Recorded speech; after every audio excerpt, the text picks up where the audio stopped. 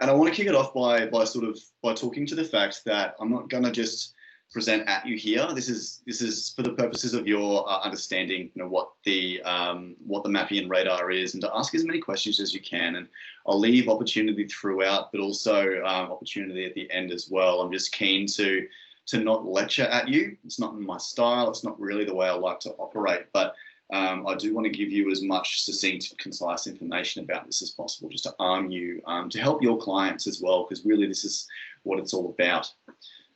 So I'll kick into gear. Hey, back. Hey, Lisa, how are you both? I can see you both now. So I'll kick into gear by just talking to the fact that we're introducing the Mappian radar, and then I guess the purpose of this is to explain what it is. And there's some mixed understanding through the business, depending on how close you are to culture and leadership and Team Todd, just in terms of what the product is, and even what psychometric assessments are in the first place as well. So I'll touch on those focus points. I'll touch on what the radar is, what psychometrics are in the first place, and why we hold them so dearly as well as a profession, as a group of psychologists.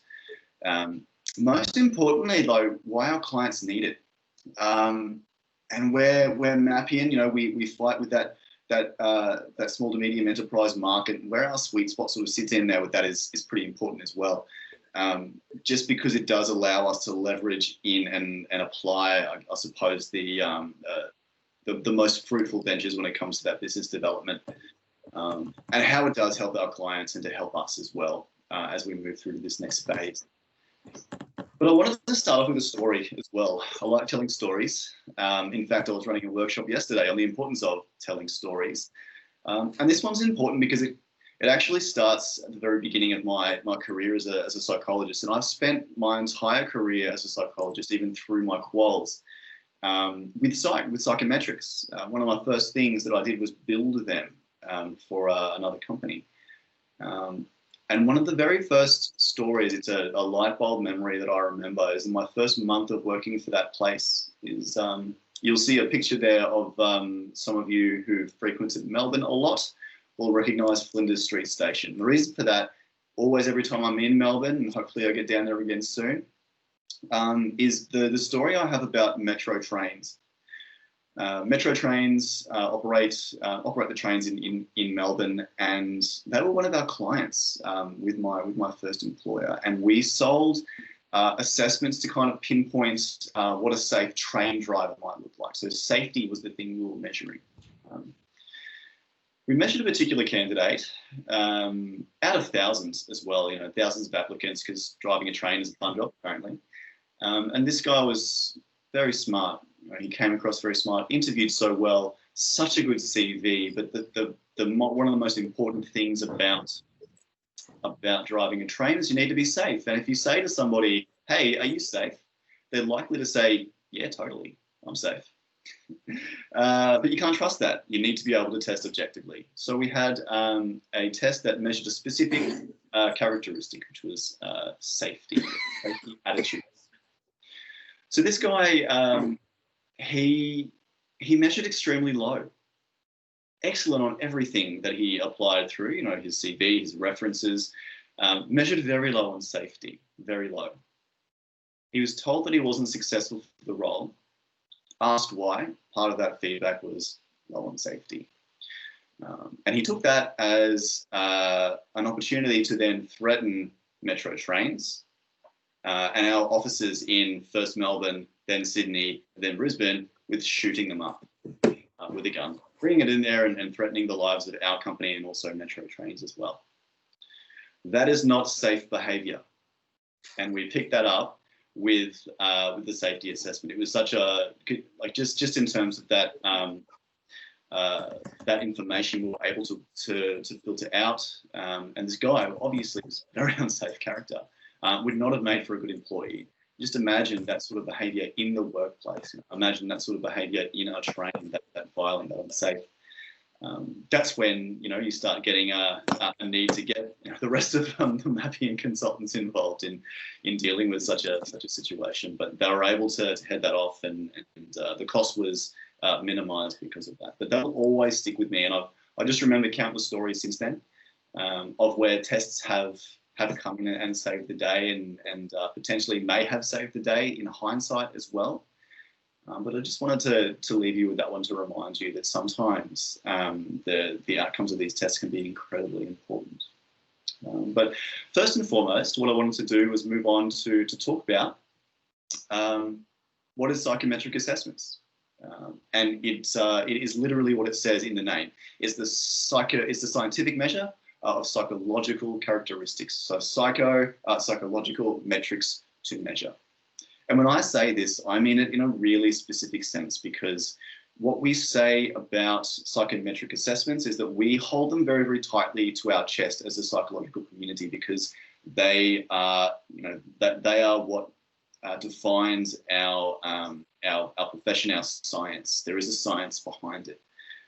What we cringe to see is clients telling us that, oh, they threw a disc or an MBTI at somebody before being selected, because we know it's not scientific. It's atheoretical. It's just not the way we would measure. There are specific psychological constructs, things like your cognitive ability, for example. So your cognitive ability is your ability to reason and problem solve.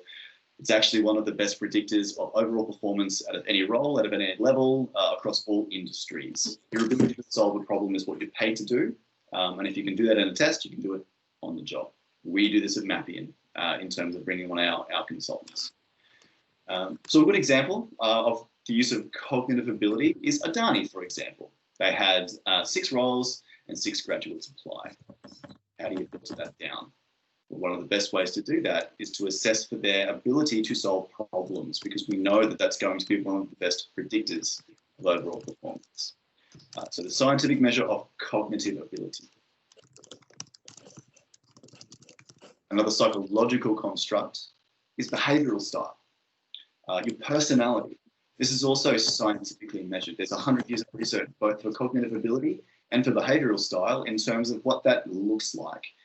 Things like extroversion versus introversion. Things like your detailed consciousness versus your more larger scale abstract thinking. These are things that you can measure specifically, and we use that because we want to understand how well they'll be able to build rapport with a group, how well they'll fit in, with a senior group of managers that they may be working with or leading. And just in terms of their ability to assert authority. And this is something that we measure with Brisbane Marine pilots. We'll give an example a little bit later, but this is something that they look for so specifically and discuss with us at length as well, because they want to know, will this pilot fit in with our group? It's a very tight group. Will they fit in? Behavioral style is the way we do that. And then there's our targeted capabilities as well. So these are things like safety, for example, or emotional intelligence, which is again something that we do focus on very strongly. It's a way for us to be able to understand for this very specific subject area or this very specific set of behaviours, how is it likely that they'll respond? So a good example is with apprentices. Which of those are least likely to lose their situational awareness on site? So in terms of safety, potentially harm themselves, somebody else, or damage equipment. And this is something that I've seen as well play out. I've seen and I've conducted studies where the impacts of using a safety assessment or psychometric assessments in total have been used. And I've seen a drop in compensation amounts paid out. I've seen a drop in numbers of accidents over time since using the assessment. So you can see that ongoing effect sits in there as well. But those are kind of the general characteristics that we tend to see. What I like to speak to is that, again, bringing it back to what is a scientific measure, we can accurately measure these reliably and validly. And by validly, I mean it's measuring what we say it's measuring. And by reliably, I mean it's measuring it consistently again and again. And so that's what we kind of hold dear. We cling to that because that's really what we can stand up for, hand on our chest as a community, as consultants, as psychologists, as a company, to say we measure things in a scientifically accurate way.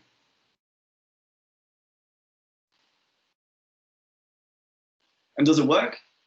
Yeah, it does. Absolutely. So obviously, being the science that it is, we like to conduct these, and this is what we call our meta-analysis. It's bringing together hundreds of other analyses to look at the validity of using a particular test or selection method. Interestingly enough, age sucks as a selection measure, which sort of speaks to that ageism that you see in terms of selecting people. But you can see a steady increase in the validity, and don't worry about the numbers; that unimportant. But basically, it's percentage of variance explained. If you're interested in me defining that for you, please come to me later. I won't do it now. But the most accurate and valid way of assessing later on ability to do a job is combining cognitive ability and personality tests, which is what we do, what we have been doing with Mappian for the last little while. Structured interviews fit in there as well. Again, that's what we add. So these really well-founded and evidence-based approaches to measuring later on ability and predicting ability in the workplace. Like wheeling that graph out, showing clients. That's another one actually to show those clients as well, because especially those who are newer to the selection game, those who haven't necessarily needed to place any selection methods in there, like as hiring managers, maybe they've only hired their friends before or people that they've worked with before. As soon as they need to bring about some other more reliable way of measuring if somebody's going to be any good or not, you can usually bring out stats like this to wow them.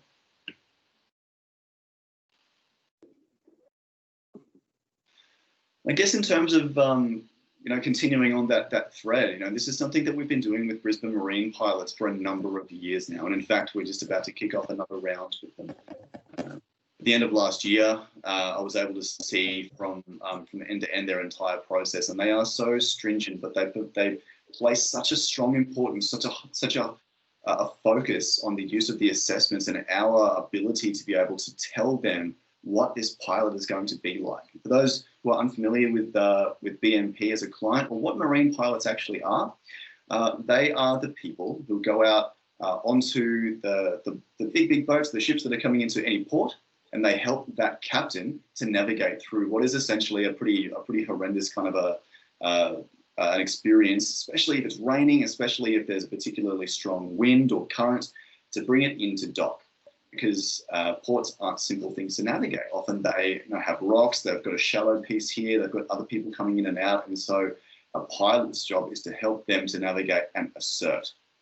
And you can imagine with ships this size, with the cargo that they have on deck, an incident in port does cost them $4 million per hour. That is a lot of money. So their ability of a pilot to successfully navigate under any conditions is absolutely imperative. Not only that, but there's an extra piece in there where a successful candidate will become a business owner after 18 months to 2 years of the training and integrating. So not only do they have to be good, they have to work well with others. They have to fit in well. They need to be able to problem solve on the fly, be able to manage stress as it comes, to build rapport not only with captains who are coming in, often who can't speak English that well, from Southeast Asia, from anywhere in the world, but also with other operators that are sitting in the port as well, and each other. They need to be able to get along. And I've sat in a room with these guys, and they are tight-knit. They need to know that they trust the person that they work with. So at this point, they tested 9 existing pilots. They predicted high versus low performers, and they've actually been working with us from 2004 until now because they trust the process so much, and it continues to do so as well. Just a quick one, Ian. The reason we were keen to share this one with you is that there's the data or the graph that we showed you, but this is one of those stories that people like Nadia conveniently pull out where a client says, "Does it really work?" It's like, well, that's what Brisbane Marine pilots thought, and they said, well, here's 9 people in our business. You test them, and you tell us who's higher versus low performer. And so we were able to do that, and they're friends for life. That they could see instantly the value. So beyond the stats, it sort of executed there. Yeah, absolutely, and you can see the trust when you talk to them as well. That ability for the data to tell them, and not only to confirm, but to unearth stuff that they need to know is a flag, so that they can dig down deep. And I saw evidence of that. Really long discussions with them towards the end of last year as well. It's actually quite rewarding seeing that work out well for them.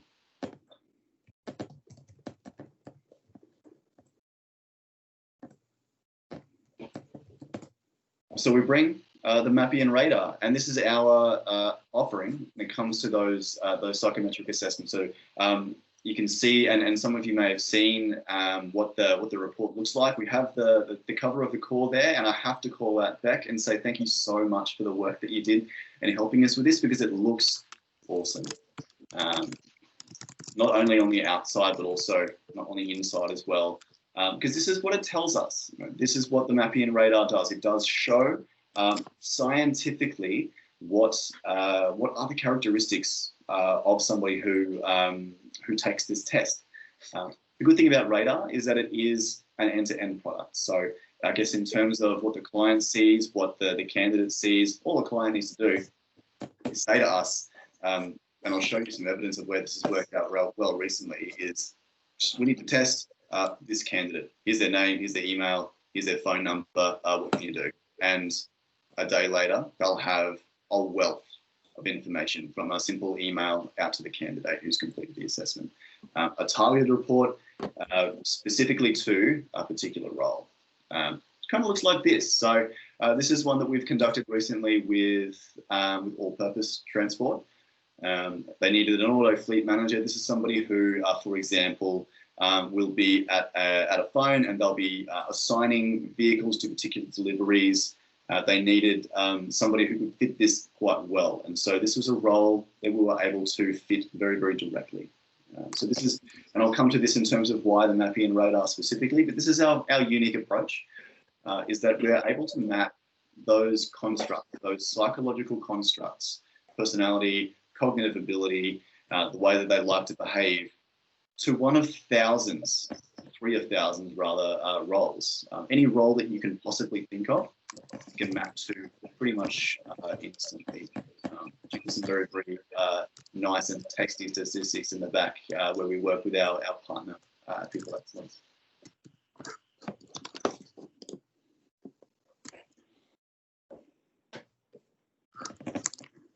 So when we ask the question, why the MAPI and Radar, and when our clients ask why the MAPI and Radar, there's a couple there. The biggest one is that it is going to ease their pain in a number of ways.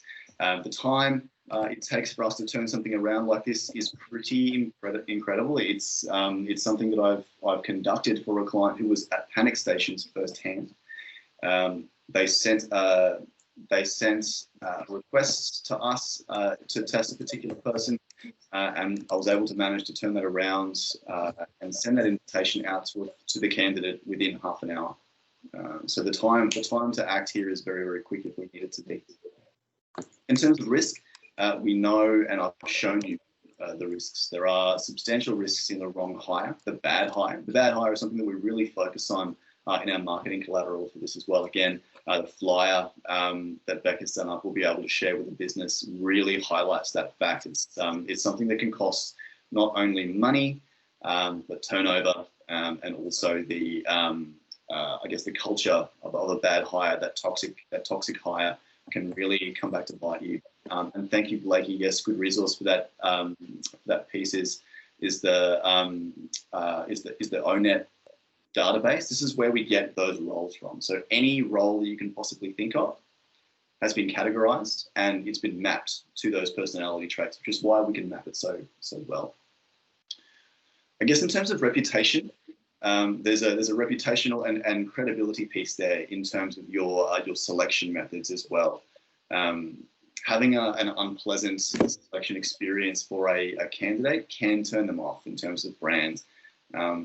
We're getting to a point now, and COVID notwithstanding, where an employer and a job candidate are on equal keel. You know, there's an equal measure in terms of what those expectations are, and so your reputation in those selection points are really key. Number 4 is improvement, and this is where we really come in and shine a light on how much better we are than our competitors in many ways. In Australia, we do tend traditionally to overpay when it comes to psychometrics, and this is where we want to come in.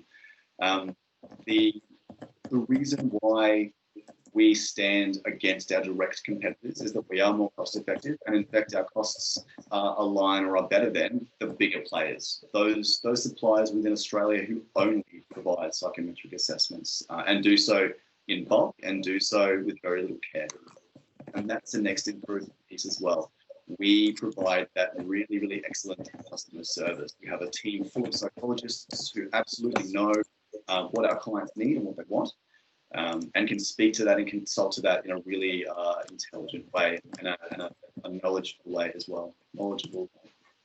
The other piece is that mapping directly to a job profile. So we can do this not only directly, but also quickly. We don't need to map. We don't need to talk to the client in depth about the role profile. They can tell us what the role is. We can clarify 1 or 2 minor points, and then we've got up to 3 options there as well. And yeah, Blake, you're right. The Rebellions, the Hudsons, the Chandlers, they are big, they are slow, and they can be expensive if you don't negotiate with them well. So this is where we really come to play. So there's plenty of improvement. And look, the bottom line is that our reports are easier to read as well. I don't know if you've seen the raw reports that we sometimes bring into the business and turn around to write and improve. The reason we have to do that is that they're so hard and so stodgy to wade through. We've purposefully gone out of our way with the Radar report to make it easy. You know, it looks beautiful because it's got our branding, because Beck worked on it so hard, but it's also the way it's written, the way it's set out, the way in which we express what these constructs are. We've purposefully done so that anybody can read them. We don't want to hold this data hostage. We don't want to be the keepers. We want to ease that translation. That's our job, is to ease the translation of what this means. It really speaks to the way that we've conceptualized radar. You know, we sort of see ourselves as those air traffic controllers. We've got all these dials in front of us. If you're not a pilot, you look at that and go, I don't know what I'm looking at. Like, I'm confused. I'm going to make the wrong decision, and often you will. So that's what we do. We interpret. We bring it down to a single couple of data points and hand it over in a concise way. And that's what our reporting does. And that's why we're so proud of it.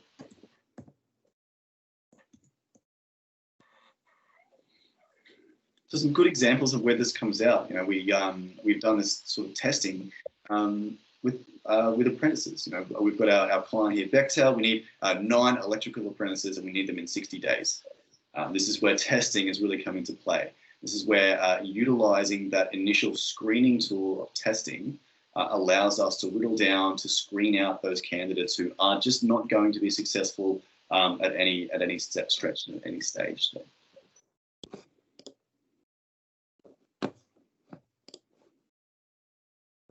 This is where we've got our National Apprenticeships program. And funnily enough, this is where I came into play when during my very first tour of Mapping those years ago as well. But how can we shortlist our top 10 in 5 days? We have to trim 70 to 1. We have 70 to 150 to trim. How do we do so? Well, it's testing.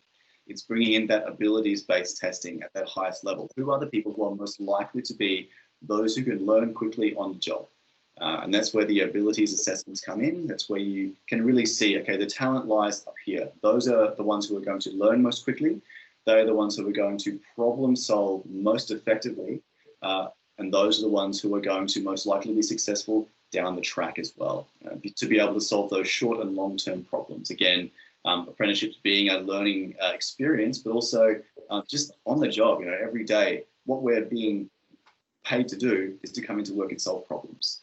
Again, being able to screen out those who can't do that as effectively at the outset is a very cost-effective way to go about it.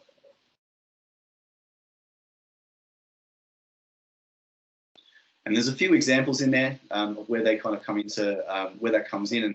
And when it comes to that larger bulk style recruitment, we can be flexible, you know, in terms of the pricing and the costing that we have involved. And this is where we're at a real advantage as well, because we have a sweet spot of just the single candidates and the pricing associated with that. But we have the flexibility to decrease that price and provide those discounts with volume assessments as well. This is where we can really also come to play.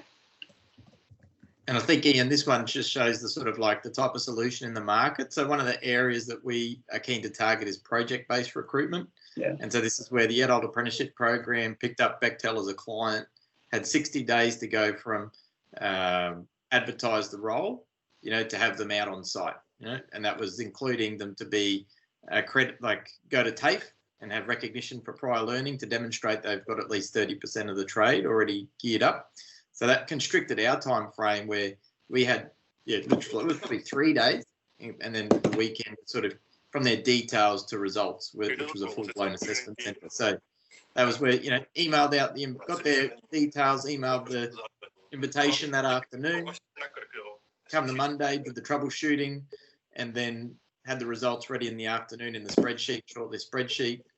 Those who didn't get through to the next session, it cost them $50. For those who they took to the next, it cost them $150. And for them, they've been friends for life. And I met them when I worked at Chandler McLeod, and that model worked, and they sort of came to us to sort of continue on the model with a bit more customer service and customization.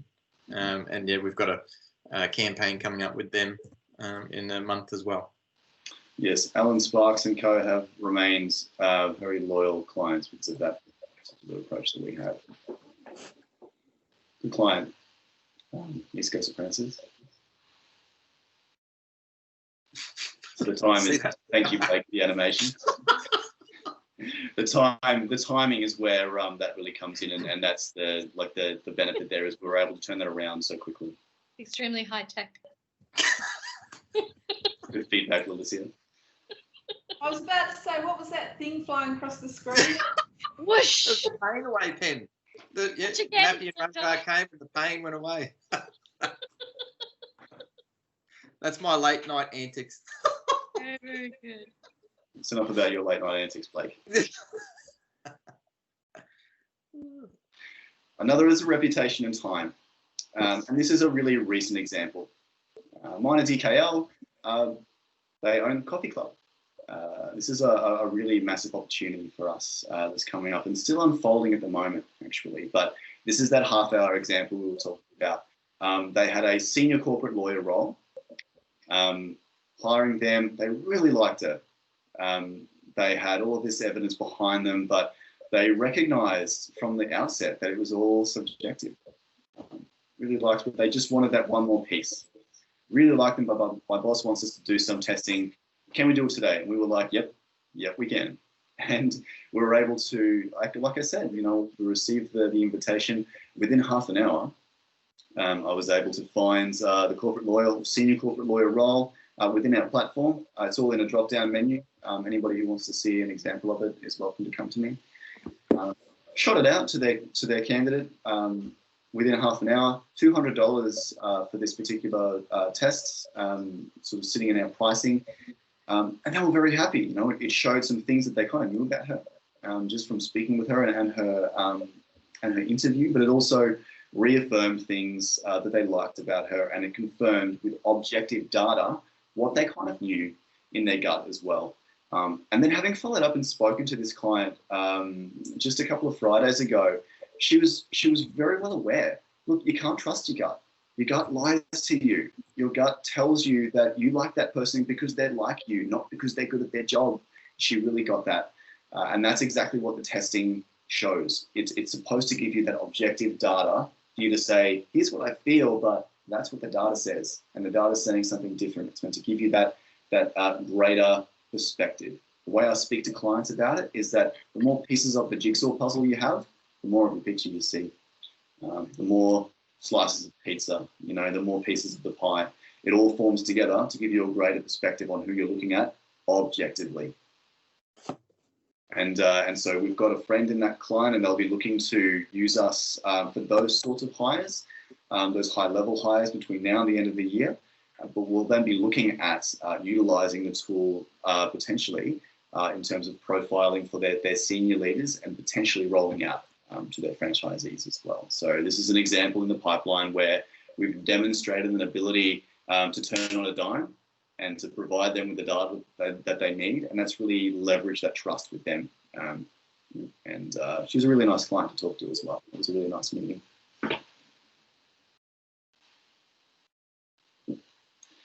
A further example is Wesley Mission.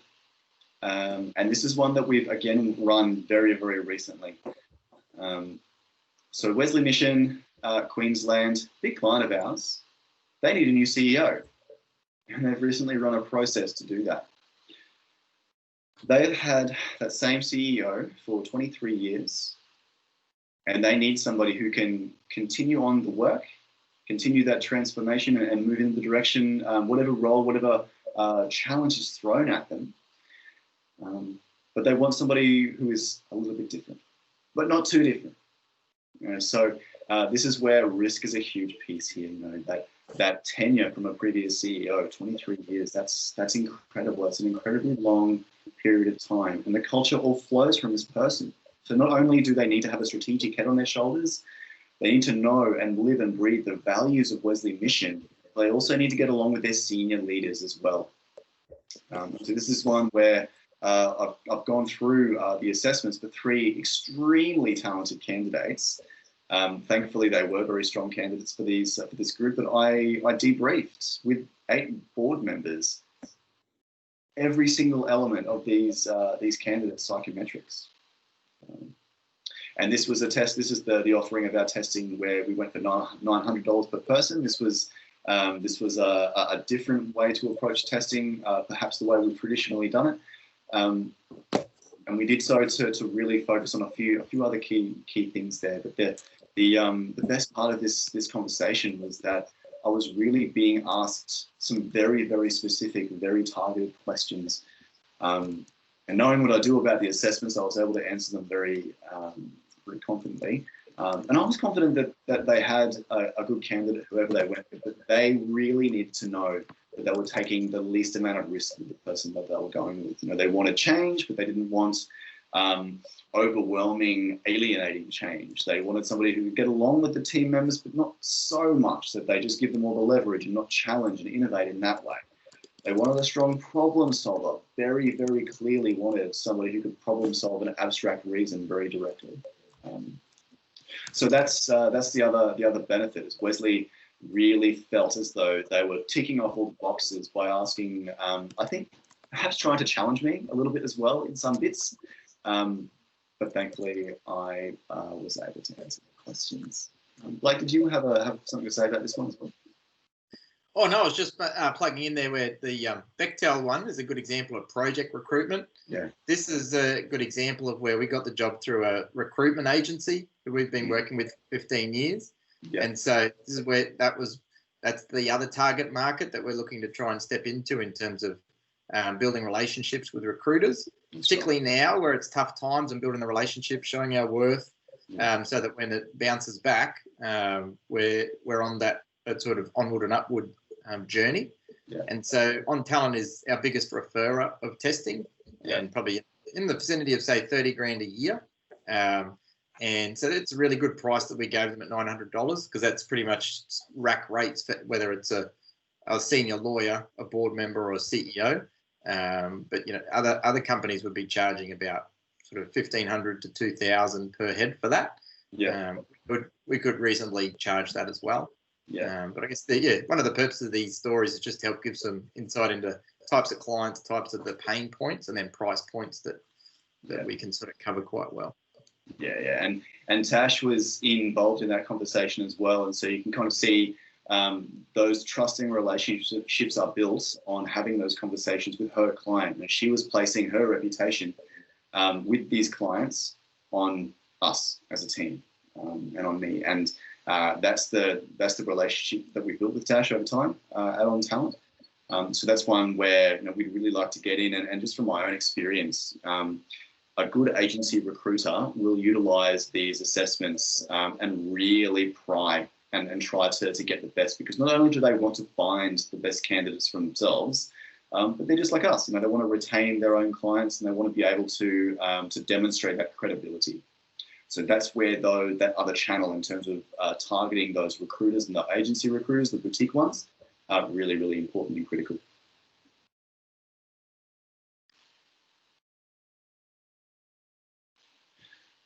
We have another example here where we've recently been using the Mappy and Radar to assess for one of our clients, All Purpose. So this is where you see the difference, between a bad hire and a good hire, where they ask, do you do testing, versus us saying after the fact, you could have screened that bad hire out for about $200 and save yourself a bit of money. And so this work for All Purpose actually came through Mark Rogers, a client of his, asked him offhand, look, we're looking at doing some testing, do you do it? And Mark knew, and he was able to say, yes, absolutely. Talk to my colleagues, Blake and Ian. They came to us, and within a day, again, the quick turnarounds, we were able to get that one out to them quite quickly. So for $230 per person, we've been doing testing steadily with them for the last couple of months now, utilising our Mappian radar and finding those roles in particular. That's actually where the example of fleet operator came from in the screen grab earlier. That's who they've been.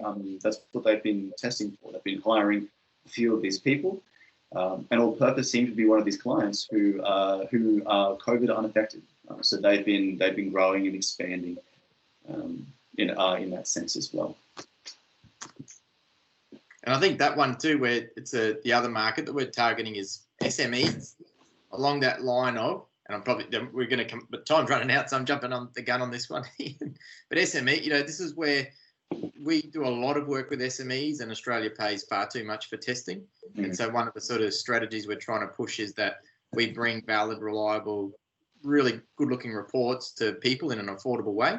So if we can build many SMEs, it's equivalent to a big business and builds that margin and profit and entry. And so Mark Rogers, we'll get that question. That's where, from an IR perspective or even immigration perspective, there's that sense of, do you guys do testing? Absolutely. You just got it all covered no matter what.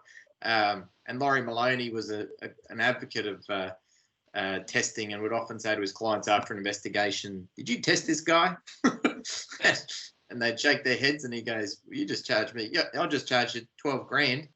Could have cost you $200. He was one of our strongest psych testing advocates.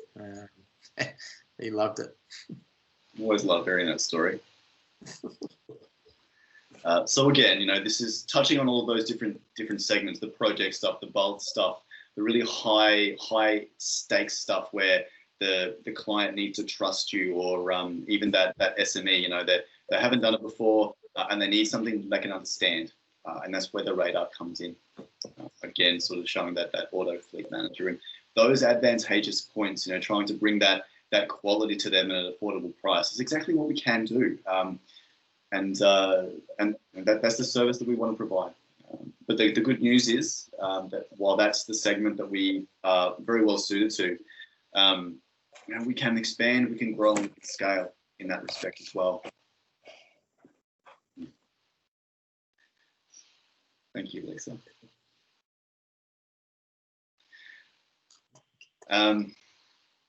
So for selection, the idea being that it's as good, if not better, than the top tools in the marketplace. And I've worked with them before. I've worked with Rebellion. I've worked with Hudson. Rebellion being one of the better providers in Australia, and their volume is so high that they can't provide that customer service that you really want. Whereas Seamless, in terms of administration, as anybody out there, the report is more simple. The job fit result is such high level and high quality, and so targeted to thousands of jobs. We can provide that merit of order, and the pricing is top notch as well. And this is one that we're particularly proud of, is that we do want to drop that price to allow the entry to the market for our really valuable SMEs. And I'll move right along now, aware of Blake's push there into our 2020 vision. Blake, I might hand over to you, mate. Yeah, sure. And I thought I was just doing a quick spiel on this one, but I thought I'd throw to questions, because I was just going to share the strategy and just some numbers along, and I'll really quickly in that sense of, we probably really run at about 10 clients, generating a bit under 10K a month, and our goal is really to incrementally build that, and the market is right, for us to sort of have entry in there, and it is more about quantity, because it is like a snowball, because once people start to work with us, they can stick with them, and that also gives us an opportunity to keep connected. And that's probably the one product that we have that can do it, and where, say, you've got an EBA that comes up for negotiation, every few years, there's great excuses to get in contact and build that relationship. Whereas once we do a leadership program, they're like, okay, we've done yours, who's we going to do next? So we've essentially got to win new business, new clients, quite regularly. And this is a sticky product that can give us that chance to step in and introduce the full Mappian suite of services by getting into those sort of decision-making groups at any level of selection. And so I think there's just a question about, you did have pricing per unit, and our advice would be on that sense of like the pricing negotiations and conversations is great for us, and usually comes after a couple of chats. So we've got a couple of questions coming through now. So Jamie's got one.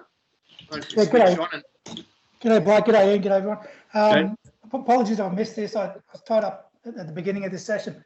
Marketing material, key talking points that we can, marketing material A, to send out to clients, and B, any talking points that, your key talking points you think we could use when we're having conversations about these. Do we have that sort of stuff yet? Certainly do. So we'll have a flyer, two flyers, or two versions of the flyer, one with and one without pricing, and for kind of obvious reasons in terms of that sales process. We don't want to throw our costing out there to an unqualified tire kicker, essentially. Yeah. So we've got the flyers, the website, we have an internal FAQ as well that'll go with this webinar. So we've done up a document to kind of answer some of those questions and talk to like the unique attributes. Channel and Mac as well. Thank you, Lisa, for adding that. Those questions that you're asking there, like what sets us apart, how to express that, the wordage. This is all sitting in the FAQ, which we've written and I'm polishing. We'll send out as well. Good stuff. Thanks, Ian. No worries. Yeah, because that's my biggest thing, that senior HR people already use a lot of different types of models. So we need to be really precise on what makes us different. Yes. Yep. So yeah, because and that's the headliner that we spoke to Nadia about as well. Is there's if you're used to using assessments, you've got an assessor that you are used to using. And at Rebellion, there's a role specifically designed for maintaining and developing those relationships, because that's what it's all about. So while they've got that BAU, the way in is the unique attribute of the job fit, the costing, but also the more of the project-based stuff. We use this supplier for this, but we've got this one really specific project. Who can help us with that? And that's where we come in.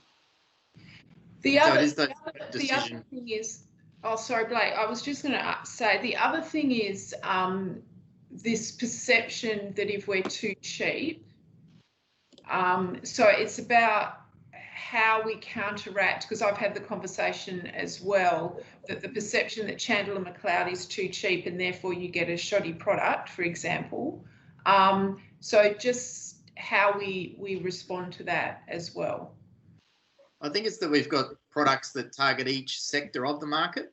So for your executive, high risk roles, that's where we would slow down the process, which would incur higher fees. Yeah. And because we're not specific to a particular tool, we can be quite flexible with the product and the need of the client. Yeah. But what we are noticing is that hunger for a system that they can bolt on to an existing process with not as much economical impact, but an impact on that sort of merit of order and decision making. I think the key spectrum is risk. More risk, that's where it costs more, and that's where we can play. Yeah. If the need is there, that's where if people are. So that's where one of the decision points where people might go, oh, we use Chandler McLeod for all of our operational roles, but we're testing a superintendent role. We haven't had a lot of success. We're kind of looking for something a bit more rigorous. Yeah. That's kind of like our BD opportunity in. Yeah. To sort of see if there's other opportunities in there. The other one, say Q Super, they were using Hudson and they got tired of some of the quality issues that were coming through. And so then that was a decision point to shift. Yeah. So that's part of our sort of opportunity, is that where there's disgruntled clients, we can slip in. And also, and sorry, Ian, also that responsiveness as well is something, having worked in a senior HR role myself, that responsiveness that you need to make a quick decision about the appointment of an executive and you want to talk to the org psych about it. So I presume that we'll be set up to have that in place.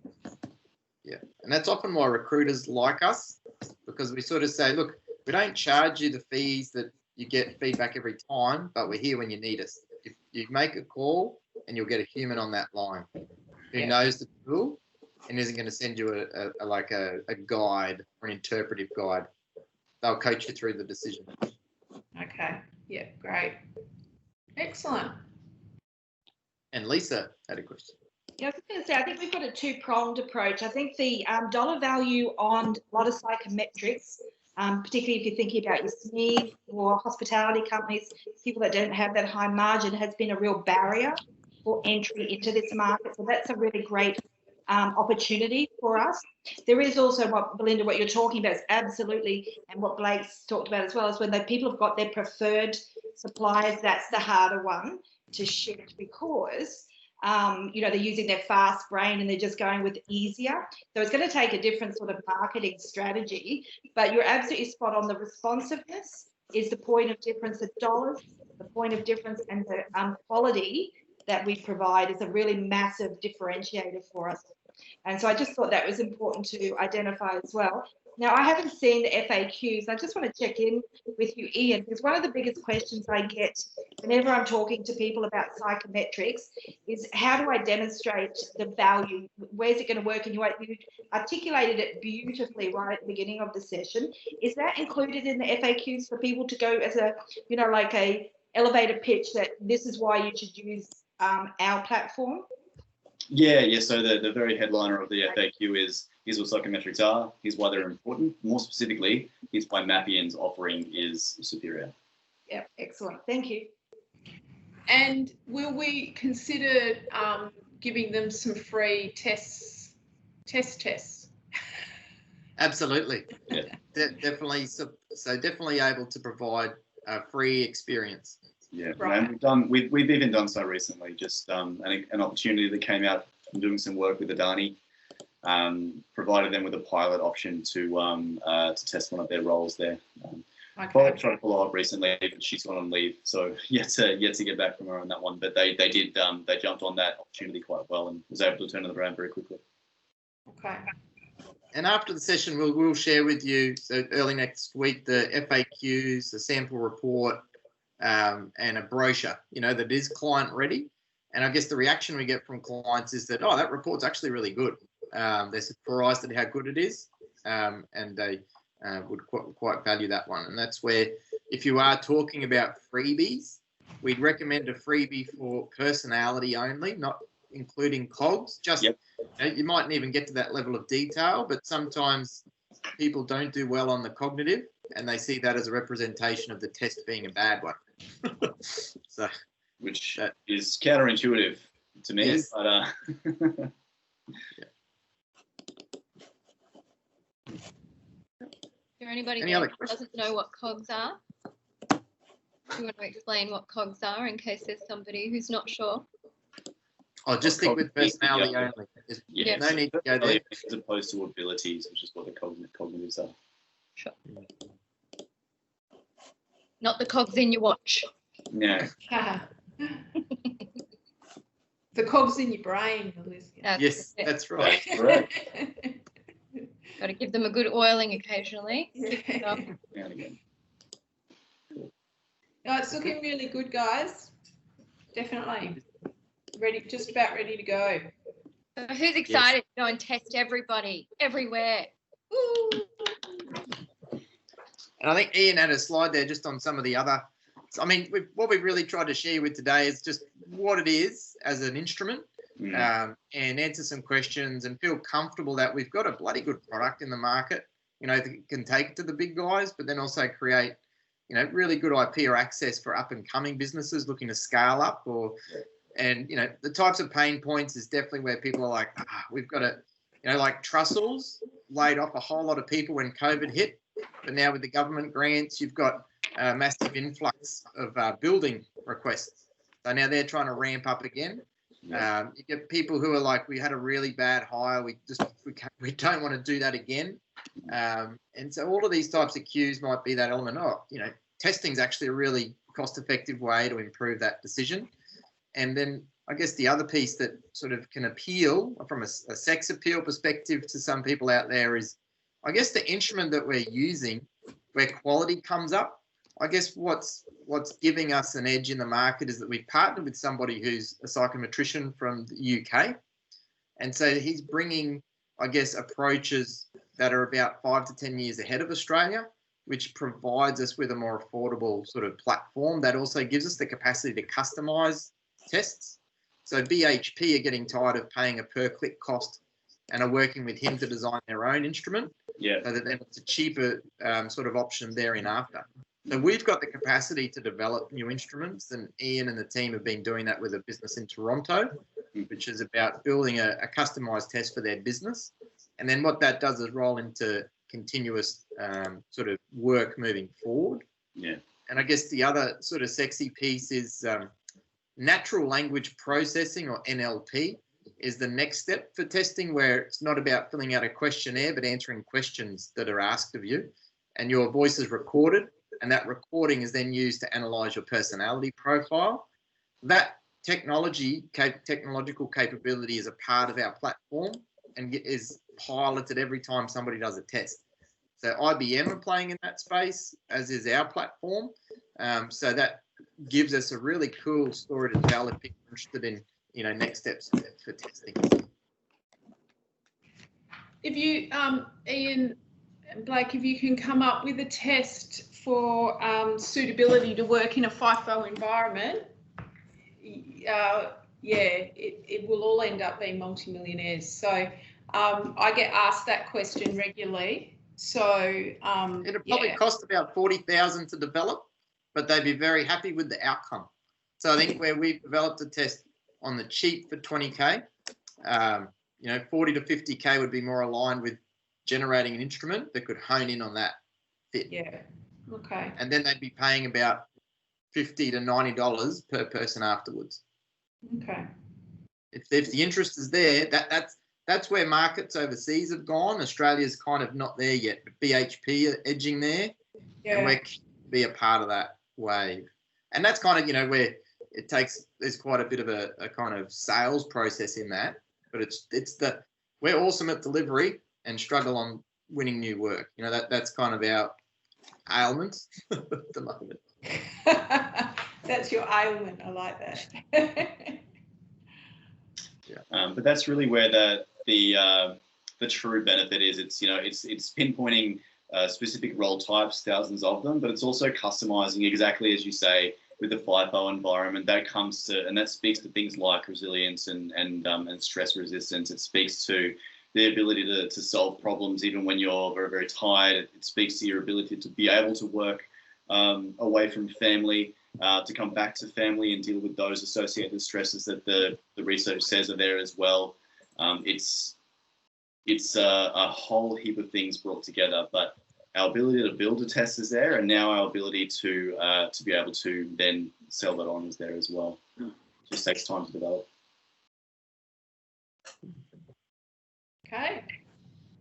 Okay. So in a time-dependent business, we're 2 minutes over, and very mindful of that. But this is good time. And so any questions? Like if you have to jump off, feel free. We'll hover like you do when you walk out of that room for any questions, comments that people might have. But if you have to jump off, really appreciate that. No, thanks, Blake and Ian. That was excellent. Thank you very much. Good stuff, guys. Thank you. See ya. Thank you. Bye. Thanks. Great job. Good stuff.